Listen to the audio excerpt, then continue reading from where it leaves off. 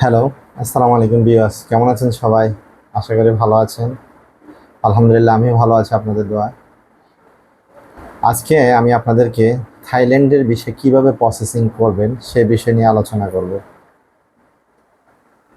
তো আসলে ভিসার কি ডকুমেন্টস লাগবে, কি লাগবে এগুলি আলোচনা করার আগে প্রথমেই আপনাদেরকে আমি একটা জিনিস বলে রাখবো যে যেই থাইল্যান্ডের ক্ষেত্রে আপনাকে কখনোই 2 নম্বর কাগজপত্র দেওয়া চিন্তাই করবেন না, এডিটেবল কোনো কাগজ দেওয়ার জন্য চিন্তাই করা যাবে না। তাহলে আপনার পাসপোর্টে বিএল ওরা দিয়ে দিতে পারে। যদি বিএল দিয়ে দেয় তাহলে আপনার আর এই পাসপোর্টে অন্য অন্য কান্ট্রিগুলোতে আর ভিসা লাগার সম্ভাবনা খুবই কম থাকবে।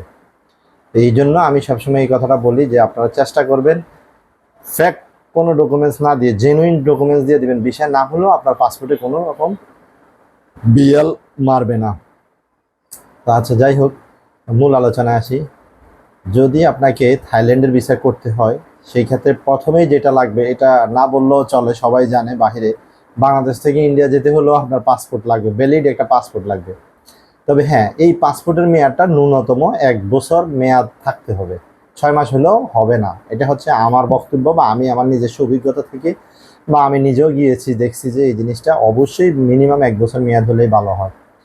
এরপরে হচ্ছে আপনার হোয়াইট ব্যাকগ্রাউন্ড, মানে লাইট ব্যাকগ্রাউন্ড বলা হয় ইংলিশে, যে হোয়াইট ব্যাকগ্রাউন্ডের ছবি 2 কপি লাগবে, 35 বাই 45 সেন্টিমিটারের। এটা থাইল্যান্ডের ক্ষেত্রে অবশ্যই ল্যাব প্রিন্ট ছবি লাগবে।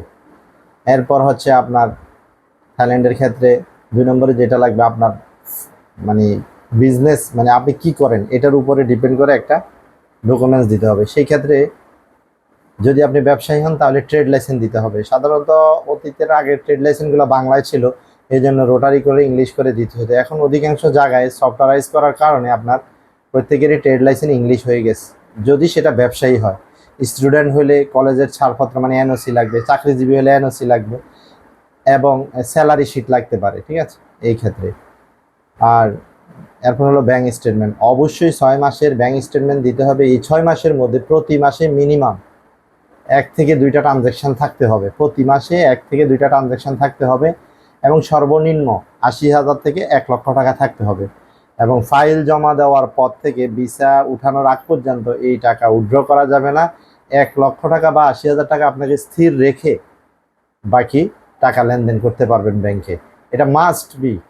এরপর হচ্ছে লেটার সাইজ পেইড। এই ক্ষেত্রে অনেকে বিভিন্ন দোকানে গিয়ে, কম্পিউটার দোকানে গিয়ে A4 সাইজের একটা লেটার, একটা পেড তৈরি করে প্রিন্ট দিয়ে দেয়, 2টা visiting card one time print করে দিয়ে দেয়। কিন্তু এই ক্ষেত্রে এটা প্রমাণিত হয় যে আপনি রিয়েল বিজনেসম্যান না, যে আপনি হয়তো ভিসার জন্য এই ফ্যাক ডকুমেন্টসগুলো বানাইয়া কাজ দিচ্ছেন, যার কারণে আপনাকে ভিসা দিবে না। আর যদি একের অধিক লোক হয়ে থাকেন সেই ক্ষেত্রে দেখা গেছে বাচ্চা হলে বাচ্চাদের জন্ম নিবন্ধন দিতে হবে, ওয়াইফের এনআইডি কার্ড দিতে হবে। এই সমস্ত জিনিস ডকুমেন্টসগুলো দিয়ে ফাইল সাবমিট দিতে হবে। এম্বাসি ফি 4,500 টাকা থাইল্যান্ডের জন্য। কিন্তু যারা প্রসেসিং করে বা যারা এই ফাইলটা রেডি করে জমা দেয়, ওই ক্ষেত্রে কেউ আরও একটু বেশি নিতে পারে, 6,000 6,500 নেয়, এক একজনের মতো করে, যে যার মতো করে কিছু 500-1,000 টাকা বাড়তি নিয়ে নিচ্ছে, ঠিক আছে। আর থাইল্যান্ডের ক্ষেত্রে যে বিষয়টা, যে থাইল্যান্ড এম্বাসি থেকে ফাইল জমা দেওয়ার পর আপনাকে 7 কার্য দিবস বা 15 কার্য দিবসের ভিতরে যে কোনো সময় ফোন দিবে।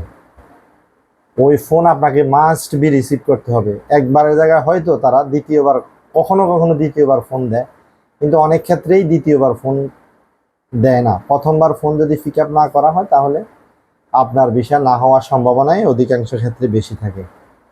তো আমি থাইল্যান্ডের ফোন কলে কি বলে বা কি বলে না এই জিনিসটা নিয়ে পরবর্তীতে আরেকটা ভিডিও করব, যে তারা কি বলতে পারে, অধিকাংশ ক্ষেত্রে কমন প্রশ্নগুলো কি করা হয়, এই নিয়ে আমি আমার পরবর্তী ভিডিও আপনাদেরকে দিব। আশা করি সবাই ভালো থাকবেন। পরবর্তী ভিডিওতে আপনাদের সাথে দেখা হবে। আল্লাহ হাফেজ।